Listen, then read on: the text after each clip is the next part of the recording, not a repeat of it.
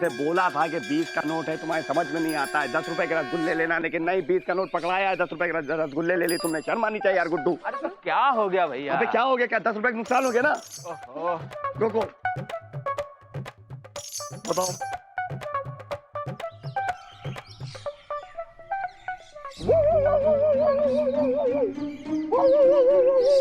क्या है? कहाँ है? अरे यहाँ है। अरे दिखाई नहीं दे रहा भैया, भौंक रहे हैं। अरे भौंकते तो पिताजी थे। काहे? क्या वो डॉग थे? नहीं, जब वो भौंकते थे तो कुत्ते भी कंफ्यूज हो जाते थे कि वो भौंक रहे हैं या पिताजी। अबे यार मामा, देखो ये चटाई अपनी बंद करो और पतली गली से निकल लो। पापा कसम तुम्हारा चेहरा देखने का मन नहीं करता है यार। आ जाते हो। ओह कैसी हो? ओह माय गॉड, कितनी अच्छी लग रही हो यार। ये चोटी बहुत अच्छी लग रही है आज तुम्हारी। ओह नो सुनीली, देखो हम तुम्हारे लिए क्या लाए। लावे छेने के रसगुल्ले। क्या है? Only for you. या अबे पत्ता खाओगे? अच्छा है। अरे रसगुल्ले तो पिताजी खाया करते थे और एक बार में 150 रसगुल्ले चट कर जाते थे। सुनीली तुम अंदर जाओ। अरे मामा, काहे हमारे प्यार के रसगुल्ले में से रसगुल कर रहे हो? अरे अभी बताते हैं। सुनीली पहले तुम गुल हो जाओ, फिर हम इसको गुल करते हैं। चलो चलो। अरे तुम चलो। अरे तुम चलो। अरे चलो भाई। अरे ओहो, अब तो रसगुल्ले भी गुल हो गए। मैं आए सिट। मामा इधर मेरी तरफ देखो, मेरी तरफ मुंह करो। पापा कसम, तुमको शर्म नहीं आती? हमारे प्यार के आंगन के बीचों बीच खटिया डाल के बैठ गए गुरु। अरे अभी तो इस आंगन में सिर्फ खटिया पड़ी है। अभी देखना, इसी आंगन में तंबू कनाज भी गड़ेगा और मंडप भी सजेगा। अच्छा, क्यों मामा, तीसरी शादी कर रहे हो? अरे शादी तो पिताजी किया करते थे। अरे अब देखो हम क्या कह रहे हैं। अब तुम्हारी भौंकने की नहीं, चौंकने की बारी है। ये जो सुरीली नाम की जो चिड़िया है ना, ये बहुत जल्द किसी और के साथ फुर्र हो जाएगी। जैसे तुम्हारी बीवी शाम के साथ फुर्र हो गई थी। अरे वाइफ तो पिताजी की फुर्र होती थी, यानी आपकी मदर। अरे तुम चुप रहो। अब देखो हम क्या करते हैं। क्या करते हैं भैया? ये मामा तो आपको ओपन में खुला चैलेंज दे गया, कुछ कीजिए। अरे यार गुड्डू, पापा कसम हमारा तो मन करता है कि मामा को गुस्से के च्यवनप्राश खिला दें, लेकिन करें तो क्या करें यार। आखिरकार हमारे ममिया फादर एंड लॉ है, बे लिहाज करना पड़ता है गुड्डू। बहुत हो गया लिहाज दीदी। अरे आज ही हम डाकखाने में जाके बिजनौर वाले विशाल मौसा जी को चिट्ठी लिख देते हैं। हाँ, उन्होंने किया कहा है? अरे उन्होंने कुछ नहीं किया, लेकिन करेंगे।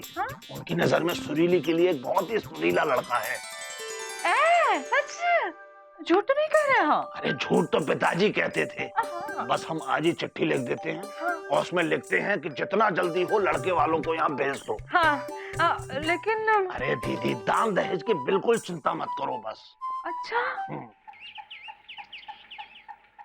ए जी। ओ जी। अरे हमारी शर्ट कहाँ धर दी? मिल नहीं रही है, दफ्तर के लिए देर हो रही है भाई। अरे मिलेगी कैसे? यहाँ है। लाओ दो। रुको, हमेशा हड़बड़ाए रहते हो। एक बात पूछे, बिलबिलाओ कितना ही? अरे शादी के इतने साल बाद पति पत्नी की किसी भी बात पे बिलबिलाता नहीं है, सिर्फ घिसियाता है, क्योंकि उसे आदत पड़ चुकी होती है। खैर पूछो क्या पूछ रही थी?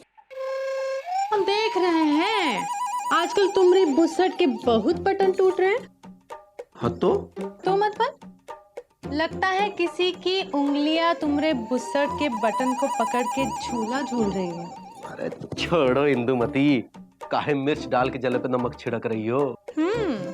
अरे हमारी बुशर्ट के बटन पे तो कभी किसी की उंगलियां झूला करती थी। हाँ,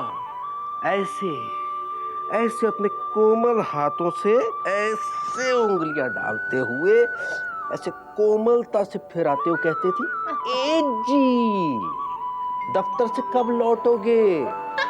जल्दी आना, हम प्रतीक्षा करेंगे। और अब खैर छोड़ो, हमें दफ्तर में आज बहुत काम है। जी। हो जी। दफ्तर से कब लौटोगे? जल्दी आना, हम प्रतीक्षा कर रहे हैं।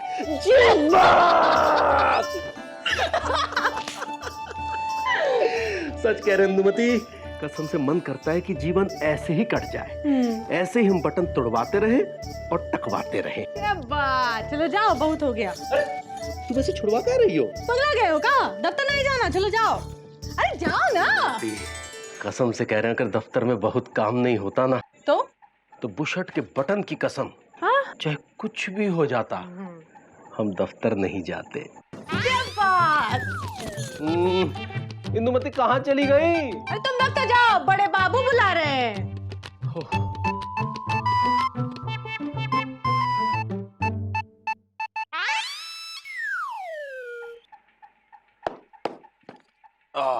चलिए, आज का काम संपन्न हुआ, अब घर चला जाए। एक ड्यूटी खत्म तो दूसरी शुरू। अरे मुकुंदी बाबू जी?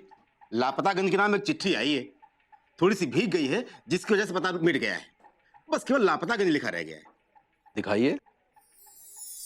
हाँ, इसका पता तो वाकई मिट गया है। तो लाइए, कूड़ेदान में फेंक देते हैं। अरे अरे, क्या रहे हो? क्या हुआ? अरे जिसकी चिट्ठी है उस तक पहुंचाना हम डाक विभाग के कर्मचारियों की जिम्मेदारी बनती है। हाँ, जिम्मेदारी निभाइए। जिम्मेदारी निभाए, बड़े ईमानदार बनते हैं।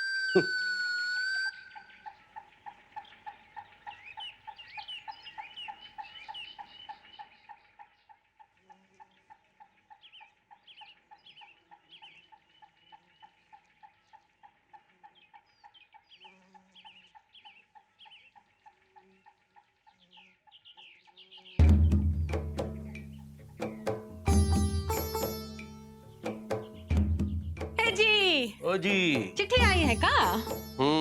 किसकी है? पता नहीं है। पढ़े लिखे हो ना, पढ़ के बताओ ना किसकी है। इंदुमती पता नहीं है।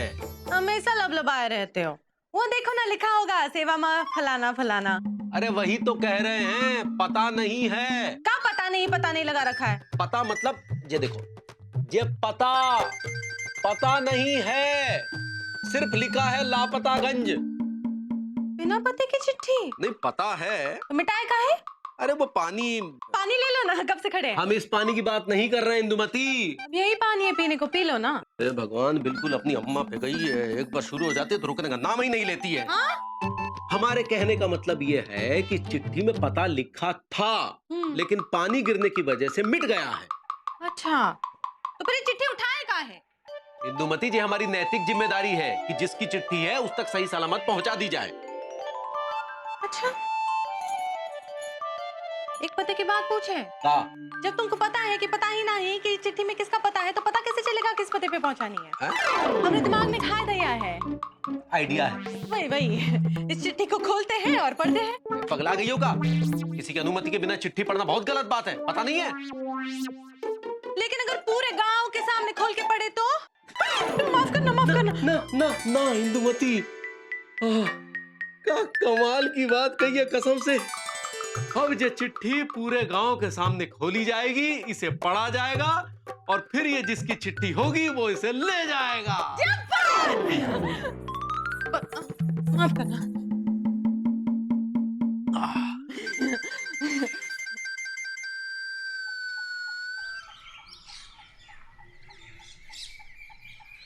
तो आप सबकी अनुमति से हम ये चिट्ठी खोल रहे हैं।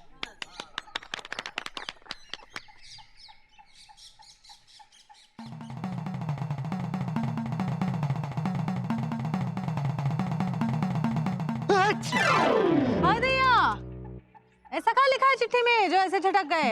अरे हमको तो लगता है कि आंटी की मम्मी यानी कि आपकी सास पधारने वाली है।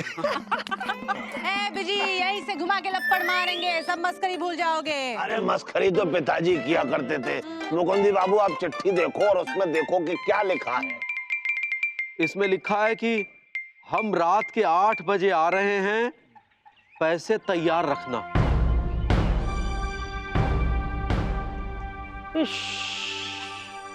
और कुछ नहीं लिखा है क्या? नहीं, यही लिखा है कि हम रात के 8 बजे आ रहे हैं, पैसे तैयार रखना। ये क्या चिट्ठी हुई? न पाने वाले का पता, भेजने वाले का नाम है। मौसी, कभी कभी चिट्ठी बिना नाम के भी होती है। हाँ, हमारे पास नाम पते वाली चिट्ठी आती है। चुप करो। देखिए बड़े भाई, हमारे ला की नजर से तो हमको ऐसा लगता है कि चिट्ठी एक ऐसे आदमी ने लिखी है जिसका पैसा किसी आदमी ने लिया और डकार गया। तो पापा कसम, अब वो पैसा वसूल करने के लिए आ रहा है, तो चोर चपाटों होशियार हो जाओ। बिजी भैया, तुम ना जाने हमारी दुकान से कितने समोसे जलेबी उधार डकार चुके हो, लेकिन हमने तुम्हें चिट्ठी नहीं लिखी। ऐसा है गुरु, पहली चीज तो तुमको पढ़ना लिखना आता नहीं है। चिट्ठी कहाँ से लिखोगे बे, मिट्टी चटा देंगे तुमको, समझे। और रही बात तुम्हारे दुकान से समोसे खाने की, तो हम तुम्हारी दुकान से समोसे खाते हैं, इसीलिए तुम्हारी दुकान पे लोग आते हैं, क्योंकि हम तुम्हारे दुकान के ब्रांड एम्बेसडर हैं, समझे। भैया हाँ, क्या लगता है सुत्ती को आपका ब्रांड एम्बेसडर समझ में आ गया होगा? अरे बिजी पांडे, बहसबाजी बंद करो और ये सोचो कि ये चिट्ठी किसकी है और वो कौन है जो रात 8 बजे पैसे लेने आ रहा है। ये सोचते जाता है। एलिजा, तुम इतना परेशान क्यों लग रहे हो? कहीं ये चिट्ठी तुम्हारी तो? अरे मामा, हम क्यों परेशान लग रहे हैंगे? हमने कोई किसी का उधार थोड़े ना लिए हैंगे। क्यों सुत्ती? हाँ, हमसे क्यों पूछ रहे हो? हमें थोड़ा ना किसी के उधार पैसे चुकाने हैं। और क्या, जिसने उधार लिया वो डरे, हम काहे डरे भाई। भाई बात तो सही है। अब इसका एक ही इलाज है कि रात को 8 बजे तक इंतजार करना होगा और 8 बजे पता चल जाएगा कि वो कौन है और किससे पैसे लेने आ रहा है।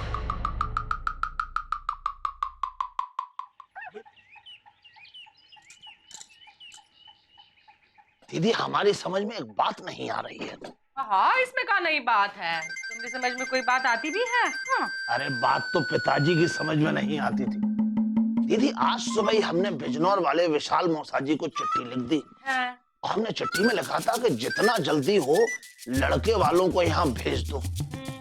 लेकिन हमारी समझ में ये बात नहीं आ रही है कि लड़के वालों का इतनी जल्दी जवाब आ गया। दीदी, हो ना हो ये लड़के वाले ही हैं जो रात 8 बजे आ रहे हैं। तो ऐसे कहा नहीं लिखे कि लड़की को तैयार रखो? ऐसे कहा लिख दिया कि पैसे तैयार रखो? हो सकता है दीदी वो दान दहेज की बात करना चाहते हो। अच्छा, तो हाँ दीदी। अब क्या? अब तो तब जब वो आएंगे। 8 बजे? हाँ। बज गए क्या? नहीं।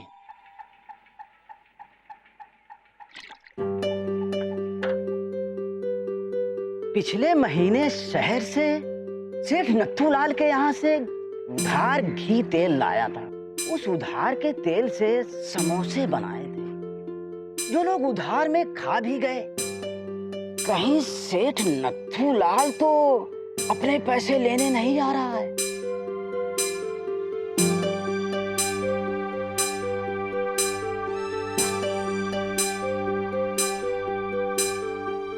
सारे गांव के सामने ये बात खुल जाएगी कि हमने कपड़े के थान उधार लिए हैंगे, जिसका पैसा हमने अब तक नहीं चुकाए हैंगे। हाँ, लेकिन हमने चुकाने से कब मना किया है इंदुमती? लेकिन अभी तक चुकाया भी तो नहीं। 2 साल पहले 2000 रुपए उधार लिए थे तुमने हमारे बसेसर फूफा जी से। हो ना हो आज रात 8 बजे वही आ रहे हैं पैसा लेने। पर तब तो कह रहे थे कि जब होंगे तब लौटा देना। अब चिट्ठी लिख दे मारी। पूरे लापतागंज को पता चलेगा कि मुकुंदी लाल गुप्ता, जो कभी किसी से उधार नहीं लेते, उन्होंने मजबूरी में उधार लिया और आज तक चुका नहीं पाए।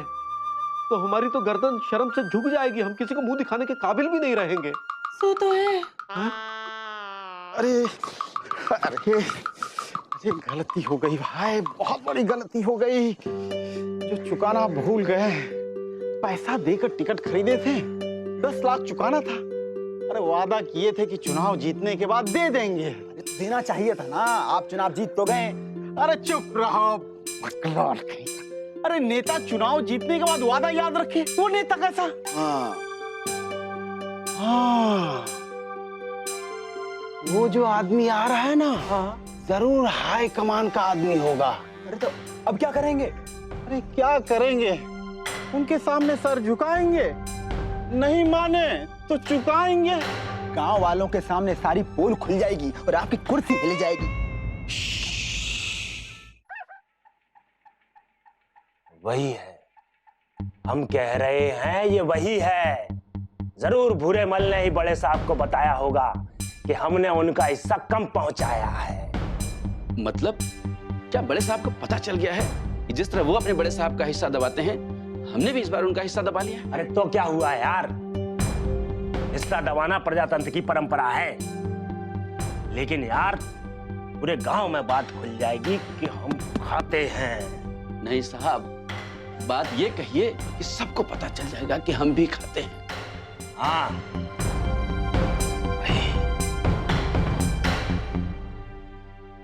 क्यों भाई, पान लगाना याद कर रहे हो क्या? कितनी देर हो गई, हमारा पान नहीं लगाया अभी तक आपने? अरे हमको याद करेंगे, पान लगाना भूल गए क्या हम? दो जल्दी। चलो। अरे पैसा देते जाओ। दे देंगे भाई, परेशान काय होते हो? पानी उधार खाया है ना, दुकान तो नहीं ली है ना। यही लोग जिम्मेदार हैं। अब पैसा देंगे नहीं तो माल तो उधार लाना ही पड़ेगा ना। जरूर ये चिट्ठी भोलाराम की है। आज वही हमसे अपना उधार वसूलने आ रहा होगा। भैया हम सच कह रहे हैं। क्या तुम एकदम श्योर वाला श्योर हो? हाँ भैया, हम अपने इन दोनों कानों से मामा और मौसी की बात सुनकर आ रहे हैं कि लड़का सुरीली भाभी को देखने आ रहा है। दहेज की भी बातें हो रही थी। 8 बजे जरूर वो ही आने वाला है। पापा कसम टांगे तोड़ डालेंगे। हम भी देखते हैं कि लापतागंज के अंदर 8 बजे कौन घुसता है बे। चलो चलिए।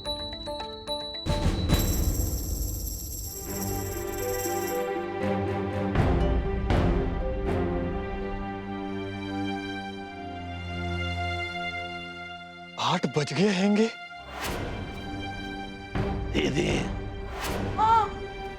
8 बज गए। 8 बज गए। हे भगवान, 8 बज गए। नेताजी 8 बज गए। 8 बज गए। अबे झंडू, अब 12 बजेगा। 8 बज गए यार।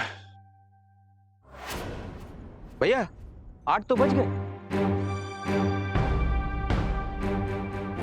जी ओ जी,